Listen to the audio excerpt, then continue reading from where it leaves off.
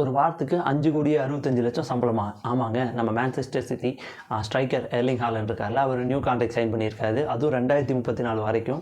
அவரோட சேலரி பார்த்தீங்கன்னா, பழைய சேலரியை விடவே இந்த சேலரி ரொம்ப அதிகம். ஒரு வாரத்துக்கு 5,65,00,000 வாங்க போகிறாரு.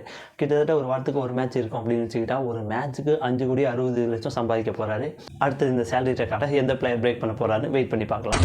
ஒய்ஃபை கூப்பிட்டு போகக்கூடாதா? ஆமாங்க. பிசிசியில் பார்த்தீங்கன்னா புதுசாக ரூல்ஸ் போட்டிருக்காங்க. இவ்வளோ நாள் கிரிக்கெட் பிளேயர்ஸ் எல்லாம் பார்த்தீங்கன்னா ஒய்ஃபை டூருக்கெல்லாம் கூப்பிட்டு போகலாம். பட் இனிமேல் அப்படி பண்ண முடியாது. நியூ ரூல்ஸ் அனௌன்ஸ் பண்ண போகிறாங்க. அது மட்டும் இல்லாமல் கிரிக்கெட் பிளேயருக்கு ஃபிக்ஸ்டு சேலரின்னு இருக்கும், ஏபிசிடி அப்படின்னு சொல்லிட்டு. இனிமேல் அப்படியெல்லாம் இல்லை. அவங்க பர்ஃபார்மன்ஸ் எப்படி பண்ணுறாங்களோ அது பொறுத்து தான் சேலரி. ஆக்சுவலாக அவங்களுக்கு சேலரி எல்லாம் ஒரு அடிஷ்னல் தான். அட்வர்டைஸ்மெண்ட்டில் தான் அதிகமாக பண்ணுறாங்க.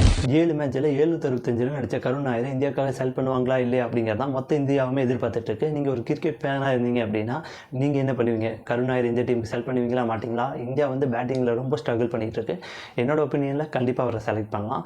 அவர் செலக்டாரா இல்லையான்னு பொறுத்திருந்து பார்ப்போம். இதே மாதிரி ஸ்போர்ட்ஸ் ரிலேட்டட் நியூஸுக்கு 2T டிவியை மறக்காமல் ஃபாலோ பண்ணுங்கள்.